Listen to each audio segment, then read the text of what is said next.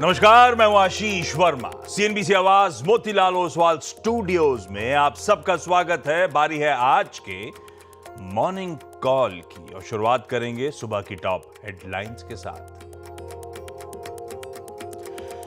भारतीय बाजारों के लिए मिले जुले संकेत। गिफ्ट निफ्टी में करीब 100 पॉइंट की तेजी। एफआईएस की कल कैश में 5,000 करोड़ रुपए से ज्यादा की रही खरीदारी, लेकिन एशिया में दबाव। हालांकि कल मिक्स्ड बंद हुए थे अमेरिकी बाजार।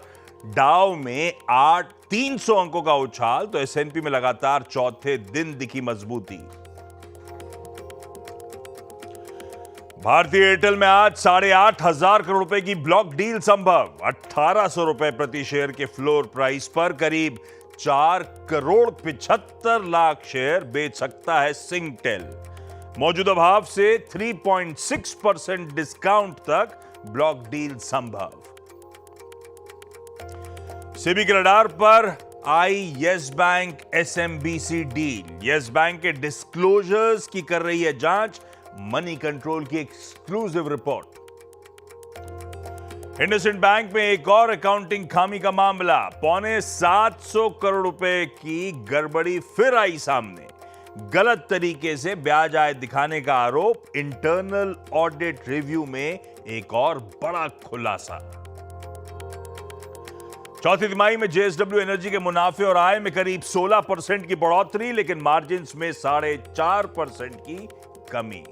बोर्ड ने 10,000 करोड़ रुपए के फंड जुटाने की योजना को दी मंजूरी।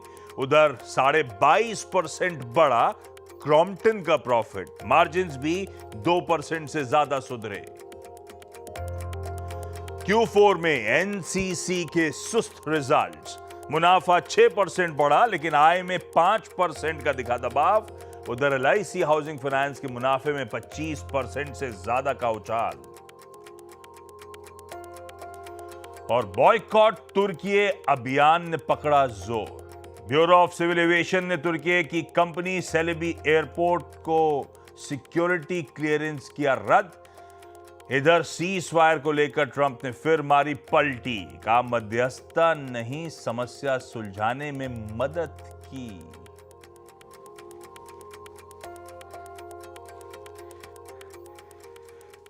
चलिए भाई, शुक्रवार की सुबह इस कारोबारी हफ्ते का आखिरी कारोबारी सत्र, और भाई साहब गजब जा रहा है ये ट्रेडिंग वीक। और उस एक तो गजब जा रहा है ये ट्रेडिंग वीक, उसमें जबर था कल का सेशन। वो कहते हैं ना, जस्ट लाइक अ वाव। कल था असली सरप्राइज पैकेज। वो इंट्राडे सेशन आपकी स्क्रीन पर आएगा। खुले फ्लैट थे। इनफैक्ट शुरुआती ट्रेड में 24,500 तक फिसले। उसके बाद सुबह ही 2 बार अटेम्प्ट लिया चलने का। 24,800 पे जाके 2 बार मामला अटका, वो आपकी स्क्रीन पे। फिर मामला पस्त था। वो दोपहर 1 बजे के आसपास मोमेंटम तूल पकड़ना शुरू हुआ। उससे पहले फर्स्ट हाफ और इवन कल का ट्रेडिंग सेशन आपको याद होगा, लार्जली वो lack of direction consolidation type move था। ये सब फर्स्ट हाफ की कहानी। सेकेंड हाफ की तस्वीर देखिए। हुआ क्या, पूरी तरह से सेंटिमेंट बदले सेकेंड हाफ में। दोपहर 1 बजे के करीब रफ्तार पकड़ी, 24,800 को एक झटके में निकाला। और फिर उसके बाद क्या था, फिर वो साइकोलॉजिकली इंपॉर्टेंट 25,000 के स्तर पार किए। उसके ऊपर ही सेशन की समाप्ति करते हुए हम नजर आए। और ये स्तर माउंट 25K को रिकॉन्कर करा हमने अक्टूबर 2024 के बाद पहली बार। Strong investor confidence, bulls driving seat पे क्लियरली नजर आ रहे हैं। और गिफ्ट निफ्टी के संकेत कह रहे हैं कि भाई साहब लगाइए 100 पॉइंट और जोड़ दीजिए। 90-100 पॉइंट के गैप के साथ आज फ्राइडे के सेशन की हम शुरुआत शायद करते हुए नजर आए। ऐसे में ग्लोबल मूड मॉल कैसा है, चल क्या रहा है, इस पर हरमास से डिटेल में चर्चा करते हैं। लाइए जरा पहले ग्लोबल स्टिंग और साथ में दिखाइए हमारे पहले एशियन पीयर्स। गिफ्ट निफ्टी तो कह रहा है 1/3% उछाल के साथ शुरुआत होगी सेशन की। एशिया का मूड जो खुले हैं, अभी कुछ खुले हैं चाइना के फेरिफेरल मार्केट, लेकिन जो खुले पस्त ही कामकाज कर रहे हैं, तो उस लिहाज से तो हम फिर भी डिसेंट हैं। हैंडओवर कैसा था? यूएस के बाजार कल 1/4 से 2/3% दबाव में थे जब हम 3:30 बजे एक्सपायरी का सेशन कल्मिनेट कर रहे थे, खत्म कर रहे थे। उसके सामने यूएस का सेशन ज्यादा बेहतर देखने को मिला है। आपके सामने मिला जुला है। डाउ वापस बाउंस बैक करता हुआ, नैस्डैक थोड़ा बहुत आउट परफॉर्म कर रहा था, फर्स्ट सेशन था।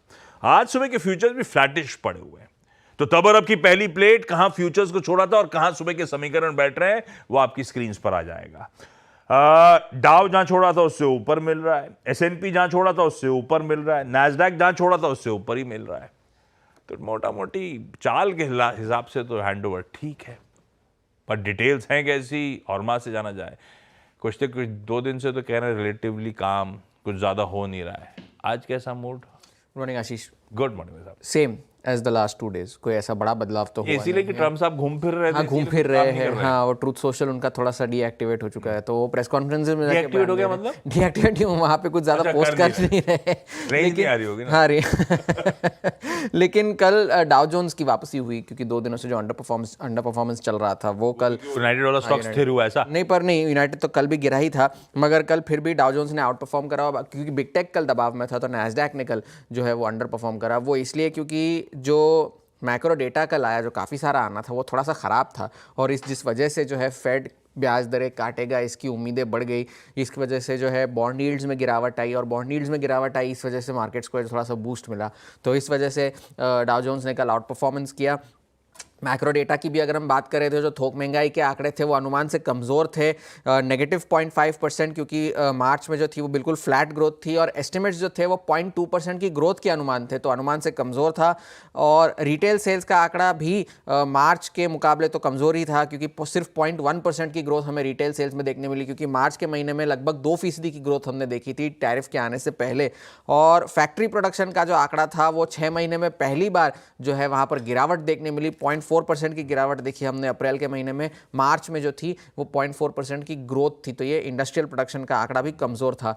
तो यहाँ से रेट कट की उम्मीदें बढ़ी, लेकिन जहाँ रेट कट की उम्मीदें बढ़ी है उसी वक्त जेरोम पावेल ने जो है उन सारी उम्मीदों पर पानी फेर दिया, क्योंकि उन्होंने कल अपने एक बयान में कहा है कि ब्याज दरें शायद एक लंबी अवधि के लिए जो है ऊंचे स्तरों पर ही बनी रहे, क्योंकि हम एक ऐसे वक्त में प्रवेश करने जा रहे हैं जहाँ पर महंगाई जो है वो काफ़ी वॉलेटाइल रह सकती है, काफ़ी अनिश्चित रह सकती है, और ज़्यादा हमें सप्लाई शॉक्स मिल सकते हैं, जो कि एक अर्थव्यवस्था के लिए भी एक चैलेंज है और सेंट्रल बैंक के लिए भी चैलेंज है। तो अगर आप ये उम्मीद लगाए बैठे हैं कि जो कोविड के वक्त में जो जीरो इंटरेस्ट रेट वाला जो सिनेरियो था उसकी आप उम्मीदें मत रखिएगा, और लोअर इंटरेस्ट रेट्स की भी उम्मीदें मत रखिएगा। ये जेरोम पावेल ने चेतावनी दी है कल अपने एक बयान में। दूसरा बड़ा ट्रिगर कल ये था वो वॉलमार्ट का था। अब यूजुअली ये होता है कि कंपनी के सीईओज ऑप्टिमिज्म दिखाते हैं और एनालिस्ट जो है वो थोड़े से बेरिश होते हैं। यहाँ पर मामला थोड़ा सा उल्टा है, कंपनी के सीईओ बेरिश है, एनालिस्ट ऑप्टिमिस्टिक है। कंपनी के वॉलमार्ट के वैसे नतीजे तो अनुमान से बेहतर थे, मगर उन्होंने चेताया है कि टैरिफ का जो असली इंपैक्ट है वो इस क्वार्टर में दिखेगा, कीमतें बढ़ेंगी, और कीमतें बढ़ेंगी तो उससे नतीजों पर असर पड़ेगा, और एक ओवरऑल जो है ट्रेड वॉर की वजह से हम एक जो है डिफिकल्ट एनवायरनमेंट में प्रवेश करने जा रहे हैं। वॉलमार्ट के सीईओ का बयान था, लेकिन यूबीएस ने अपनी एक नोट में लिखा है कि जिस तरह के नतीजे वॉलमार्ट ने प्रेजेंट किए हैं वो अपने आप को एक अच्छी तरह से एक पोजीशन में ला रहे हैं कि वो किसी भी तरह की अनसर्टेनिटी को अच्छे से नेविगेट कर सके, ये यूबीएस का कहना था आज है। लेकिन जेमी डायमंड ने एक और बयान दिया कि काफ़ी सारे जो है रिसेशन के ऑड्स जो अपने जो पुल आउट कर रहे हैं, उन्होंने कहा कि मैं अब रिसेशन की उम्मीद तो नहीं रखता, लेकिन मैं ये भी नहीं कहता कि नहीं आ सकती मंदी, not taking it completely off the table. मगर इस वक्त जो है जहाँ तक कि जो सारे समझौते वगैरह हुए तो चांसेस थोड़े से कम है। तेल की कीमतों में गिरावट आई, शुरुआती हफ्ते में जो है तेल की कीमतें बढ़ रही थी। गिरावट इसलिए आई क्योंकि डोनाल्ड ट्रंप ने कल दोहा में ये बयान दिया है कि वो ईरान के साथ काफ़ी मेहनत कर रहे हैं समझौते के लिए, और इस वजह से जो है तेल की कीमतों में गिरावट आई। और अगर सैंक्शंस ईरान पे जो है ख़त्म कर दिए गए तो और सप्लाई आने की संभावना है बाजार में, इस वजह से तेल की कीमतों में दबाव था।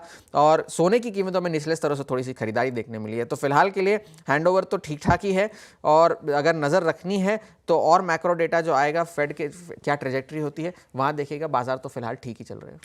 बाजार ठीक ही है भाई, कोई दिक्कत नहीं है, वहां पे भी इक्विटीज इंचअप कर रही है, हैंडओवर अपने लिए ठीक ठाक है। तो ग्लोब ने अपना काम कर रखा है, डोमेस्टिकली अपना काम वैसे भी हो रहा है, सेंटिमेंट वाकई बढ़िया सुधरे हुए हैं।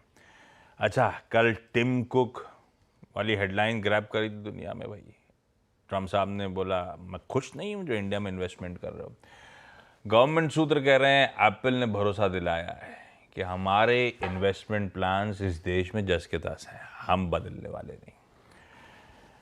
ट्रम्प साहब पलट गए, हेडलाइन में मेंशन्ड है, कोई मीडिएट नहीं करा है, कोई मध्यस्थता हमने नहीं कराई इंडिया पाक मामले में, जो इंडिया ने डे 1 से स्टैंड ले रखा था।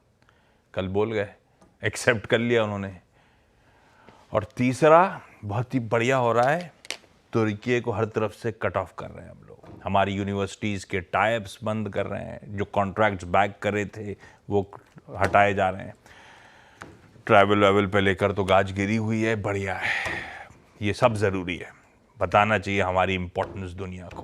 खैर, ये है ग्लोब का सारा मूड माहौल। कल का सेशन तो मैं अपफ्रंट दिखा चुका हूं, क्योंकि उसके बिना तो शो की शुरुआत हो नहीं सकती थी। क्या गजब का सेशन था, पर बहुत कुछ ये सब कल चर्चा में आया हुआ था, जो आपने स्क्रीन पे बिहेवियर आता हुआ देखा। कल सुबह 7 बजे चर्चा क्या हो रही थी? डिप्स में खरीदारी करने का मन, 523, 429 इस जोन्स पे डिप्स आए तो खरीदिएगा। 516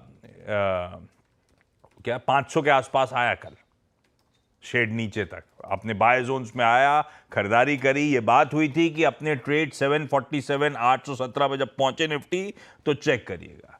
और मेरे ख्याल से कल दोपहर फ्यूचर्स एक्सप्रेस में तो ये मेंशन भी हुआ है उसके बाद कि ये बाजार फटने को तैयार है और 25,025 तक जा सकता है दिन के दौरान। सेकेंड हाफ में वो इवेंचुअली टारगेट भी अचीव हो गए। कल के सेशन की समाप्ति उसी लेवल्स के ऊपर जाके हुई, तो बढ़िया रहा कल का वो बाय ऑन डिप्स की स्ट्रैटेजी, रिविजिट करना 800 के आसपास, देखना कि बाजार अभी भी दमखम दिखा रहा है और फटने को तैयार है, 25,000 के टारगेट अचीव होंगे, सब कुछ स्क्रीन पे मिल गया अपने को। वीरू, गुड मॉर्निंग भाई साहब। आज के समीकरण बाइट कैसे रहे? कल तो एक्सपायरी का दिन था, पता नहीं डेटा में कितना ज़्यादा रीड करने को मिला होगा, लेकिन फिर भी अब इंडिकेशंस क्या है? आज ये वीकेंड से पहले वाले सेशन में कमाई कैसे होगी निफ्टी बैंक में? गुड मॉर्निंग आशीष। पहले तो ये कोट के अंदर वाली हाफ कोटी अच्छी लग रही है, पहननी चाहिए आपको। बाकी कोई मान नहीं रहा था। मैंने कहा था वीरू को एक बार देखने दो, तभी क्लैरिटी आई। नहीं। यहाँ पे तो सब उतरवाने पे लगे बहुत हुए। ही नहीं बहुत अच्छे, बेहद शानदार, बेहद शानदार। अगली बार जब पहने हैं तो इसमें डॉक्टर कोशिश साहब कीजिएगा सुन लो एक बटन टाउन शर्ट पहने, बटन टाउन शर्ट। बटन? वो बटन टाउन, जो बटन होते हैं ना कॉलर में, वो चाइनीज कॉलर वाली? वो नहीं, बटन जो होते हैं ना वो यहाँ पे लगे होते हैं कॉलर्स में, कॉलर्स इधर उधर जाती नहीं है, मजा आएगा पहन के। अच्छी लग रही है, बहुत अच्छी लग रही है आशीष। बजट है नहीं अभी, अच्छा। कोशिश करेंगे वो बटन अरे वाली, नहीं। 1-2 साल बाद बजट अप्रूव होगा तो। खैर, निफ्टी बैंक की स्ट्रैटेजी। स्टैट्स पे आते हैं। बिल्कुल आशीष, देखिए आशीष, कल एकदम टेक्सचर के मुताबिक चला। निफ्टी ने डिप्स को स्पॉन्सर किया, मतलब जो आया था शुरू में उसको उस पर बाय को रिवॉर्ड किया।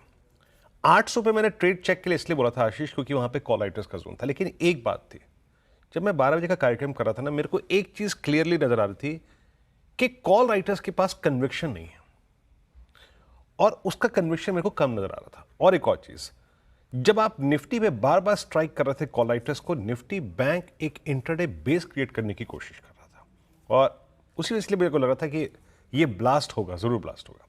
खैर, 25,050, 25,025 आपको मिल गया, स्ट्रॉन्ग क्लोज हुआ। स्ट्रॉन्ग इंस्टीट्यूशनल स्टैट्स इसके पीछे एक कारण रहे। एफआईएस की बहुत स्ट्रॉन्ग बाइंग, करीब 9400 करोड़ रुपए की। हालांकि डीआईएस ने माल बेचा 1668 करोड़ रुपए का, लेकिन अगर आप इंडेक्स की प्लेसमेंट देखें एफआईएस की, तो एफआईएस ने सब्सटेंशियल बाई किया, और वो जो मंडे का आंकड़ा था, ट्यूसडे का आंकड़ा था, उसमें एक रिवर्सल आ गया है। 13,000 contract long, 8,000 short contract cover किए, 4,000 कॉन्ट्रैक्ट, मतलब 4,000 करोड़ की बाइंग थी। स्टॉक फ्यूचर्स में सब्सटेंशियल बाइंग थी, 6800 करोड़ रुपए की बाइंग, 58,000 कॉन्ट्रैक्ट लॉन्ग और 41,000 कॉन्ट्रैक्ट शॉर्ट कवर कर लिए। कल भी बाजार ने पुट राइटर्स को रिस्पेक्ट दी, कल भी एफआईएस पुट राइटर थे, परसों भी एफआईएस पुट राइटर थे। अब आते हैं आज के स्टैट्स पे। अब हालांकि बहुत कोई स्ट्रॉन्ग कॉल कंसंट्रेशन जोन नहीं है, हमें बस अपने रिस्क रिवॉर्ड रेशियो को तय करके चलना है आगे। As a day trader positionally कोई दिक्कत नहीं है, कोई कॉल कंसंट्रेशन बहुत स्ट्रॉन्ग नहीं है, और 25,000 पे एक सब्सटेंशियल 40,000 का आउटस्टैंडिंग वाई है। लेकिन 40,000 के बाद जो पुट सबसे ज्यादा बिकी है वो है 24,800 की। सो 25,000 फर्स्ट बेस, 24,800 दूसरा बेस। पिरामिड्स लेके आइए। पिरामिड्स में आपको नजर आएगा कि स्ट्रॉन्ग पुट राइटिंग अगले यानी इस वीकली कॉन्ट्रैक्ट में इसको एक बेस में कन्वर्ट कर रही है। But call writers at the same strike reflects possibility of slight consolidation. ये भी याद रखिएगा। तो लेवल्स लेके आइए। पहले बेस लेके आइएगा। एनी डिप टुवर्ड्स बेस 1 बतौर डे ट्रेडर मेरे रिवॉर्ड को अच्छा करती है, कल भी उसने किया, तो हमें उसको ड्रॉ करना बहुत जरूरी है। एंड इट्स 24877,937 और ये स्ट्रक्चर नहीं कोलैप्स होगा जब तक कि आप बेस 2 ना तोड़ दें, जैसा कि इसने परसों नहीं किया था। तो ये है बेस। और on the higher side threshold क्या है, देखिए मैं लेवल्स पे लिख के नहीं लाया हूं, लेकिन हल्की सी टर्बुलेंस जो होगी वो 24,000 ये 25,080 25,100, लेकिन अगर वो बाइसेक्ट हो गया ओपनिंग के साथ तो इमीडिएटली वी विल स्ट्राइक 25139 188 और 210 का जोन। और अगर आपने 210 का जोन पार कर दिया जहां पे बहुत कॉल आइटर्स नहीं है, इसका मतलब ये है कि आप कंसोलेशन नहीं चाहते हैं, आप एक वर्टिकल राइज चाहते हैं टुवर्ड्स 25262 305 एंड 333। फर्स्ट इंस्टेंस में ये। अब आते हैं निफ्टी बैक पे, जिसने कल 20 डेमा की ट्रेजेक्टरी से मोर और लेस एक स्ट्रॉन्ग पुल बैक दिया, एक स्ट्रॉन्ग पुल बैक जनरेट किया। आपने थर्ड कॉल आइटर्स जोन को कहां पे कॉल बिकी हुई थी, 54,500 पे, 55,000 पे, 55,500 पे आपने जाके स्ट्राइक किया। अब आके प्लेसमेंट देखते हैं, 56,000 पे कॉल राइटिंग और बहुत स्ट्रॉन्ग पुट राइटिंग 55,000 पे। सिंपली मींस क्या है, बेस 1 के डिप को बाय करना है। बेस 1 स्क्रीन पे लिखा आइएगा, मेंशन कर देता हूं यहां पर।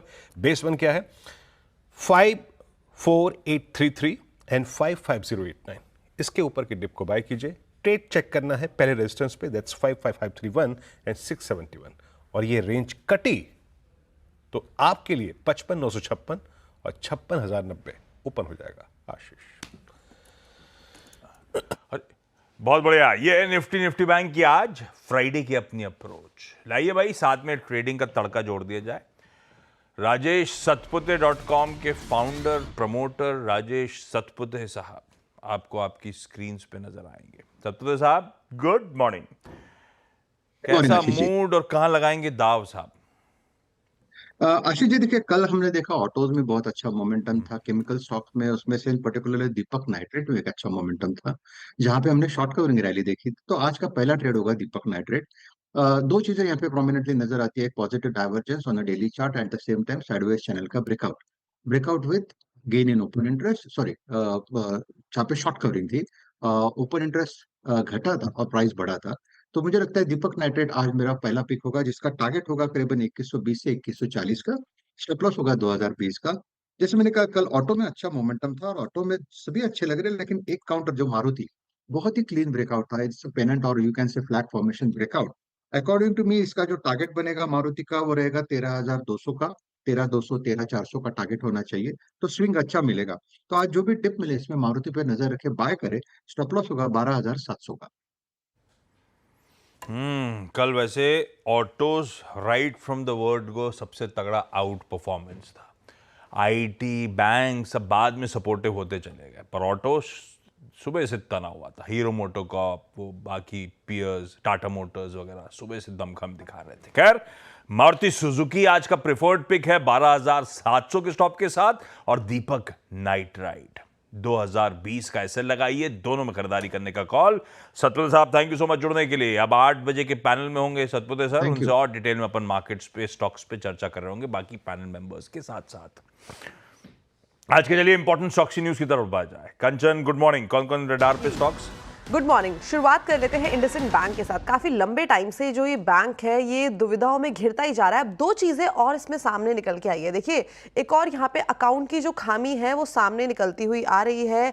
इंटरनल ऑडिट रिव्यू में एक और बड़ा खुलासा हुआ है और उनका कहना है कि कंपनी ने, मतलब बैंक ने, गलत तरीके से जो इंटरेस्ट इनकम है उसको दिखाया गया है। 8 मई की अगर रिपोर्ट देखी जाए तो वहां पे करीब करीब 674 करोड़ की गड़बड़ी सामने आई है। और अगर फिस्कल ईयर 24-25 की बात करी तो उनका कहना यह है कि लगातार 3 क्वार्टर्स तक कंपनी अपनी जो है वो गलत इंटरेस्ट इनकम दिखाती हुई आई है। ये तो एक मामला है। दूसरा मामला ये सामने आया है कि इस साल 10 जनवरी की बात करी जाए तो कंपनी ने गलत ब्याज की एंट्री को रिवर्स किया है। साथ ही यहाँ पे 595 करोड़ का जो बाकी का एसेट है उसके कोई भी सपोर्टिंग डॉक्यूमेंट्स कंपनी ने नहीं दिखाए हैं। कोई भी सेट ऑफ जो सर्टिफिकेट है वो भी नहीं दिखाया गया है। और जो कंपनी के हायर लेवल पे एम्प्लॉयज हैं अब उनकी भी जांच की जाएगी। तो ये दो मामले सामने आए हैं इंडसइंड बैंक के अंदर।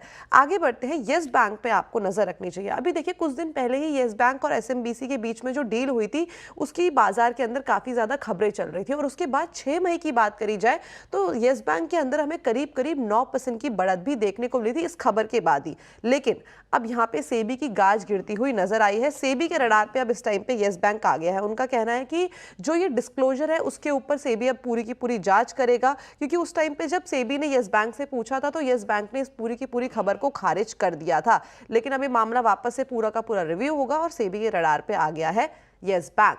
भारतीय एयरटेल आज आपके रडार पे होना चाहिए, बिकॉज भारतीय एयरटेल में आज करीब करीब 8,500 करोड़ की एक बड़ी ब्लॉक डील संभव है। जो सिंगटेल है वो यहाँ इस डील के जरिए करीबन 4.76 करोड़ के जो शेयर्स है वो बेच सकता है। फ्लो प्राइस की बात करी जाए तो 1800 रुपए प्रति शेयर है, यानी कि मौजूदा भाव से करीबन यहाँ पे 3.6% का हमें डिस्काउंट आता हुआ दिखाई दे सकता है। और इस ब्लॉक डील के जरिए जो जेपी मॉर्गन है वो इसका ब्रोकर हो सकता है। क्रॉम्पटन ग्रीव्स के कल नंबर्स आए हैं। नंबर्स यहाँ पे हमें अच्छे देखने को मिले हैं Q4 में। देखिए सारे ही सेगमेंट में नंबर्स में अच्छी खासी बढ़ोतरी हमें दिखी है। ईसीडी सेगमेंट में पंप में अच्छा खासा इजाफा आया है, जिसकी वजह से कंपनी का नेट प्रॉफिट, रेवेन्यू और ऑपरेशनल नंबर्स भी यहाँ पे स्ट्रॉन्गर साइड पे बढ़ते हुए नजर आए हैं। जेएसडब्ल्यू एनर्जी के नंबर्स भी यहाँ पे हमें अच्छे आते हुए दिखाई दिए हैं। जो पावर डिमांड है ऑल ओवर द कंट्री काफी ज्यादा रही है, जिसका रिफ्लेक्शन सीधा सीधा हमें नंबर्स में देखने को मिला है। सारे ही फ्रंट्स में हमें पॉजिटिव नंबर देखने को मिले, और साथ में इसके बोर्ड ने करीबन 10,000 करोड़ के जो फंड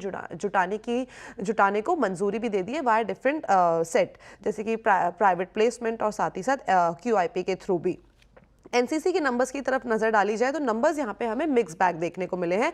रेवेन्यू फ्रंट में यहाँ पे नंबर्स में हमें थोड़ा सा डेंट लगता हुआ दिखाई दिया है, लेकिन अगर हम बाकी के फ्रंट्स में नंबर देखें तो नंबर यहाँ पे पॉजिटिव साइड में ही बने हुए हैं। एलएनटी फूड्स के नंबर्स की तरफ नजर डाली जाए तो नंबर्स यहाँ पे ठीक है, लेकिन जो मार्जिन है वो यहाँ पे हमें थोड़े से कॉन्ट्रैक्ट होते हुए दिखाई दिए हैं। कंपनी का नेट प्रॉफिट, रेवेन्यू और एबिटा पॉजिटिव साइड में, मार्जिन में थोड़ा सा डेंट है। एलटी फूड्स दीजिए नतीजा आपकी स्क्रीन पे। खैर ठीक है, ये सारे स्टॉक्स रडार पे रहेंगे। आज की ब्रोकरेज रिपोर्ट, क्योंकि इंडसइंड बैंक फोकस में, क्यों ना उसी को अपफ्रंट मेंशन कर दूं, अदरवाइज रिपोर्ट्स बहुत इंटरेस्टिंग और भी हैं।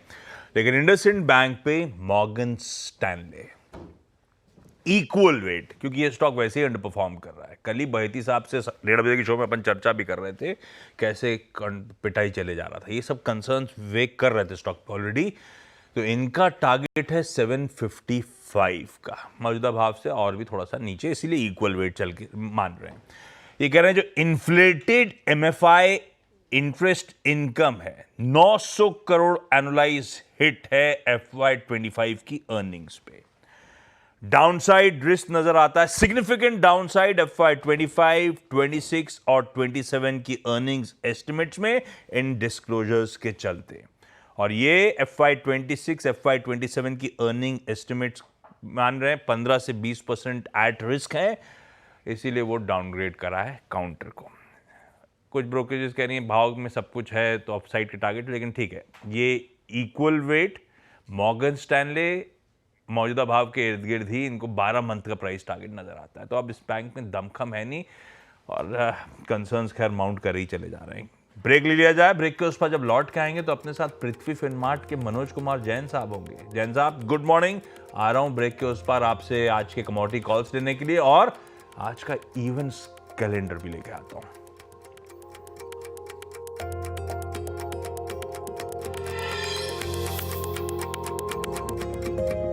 इस पर रखिएगा बॉन्ड यील्ड्स, ठीक है, थोड़ी सी कूल ऑफ हुई हैं।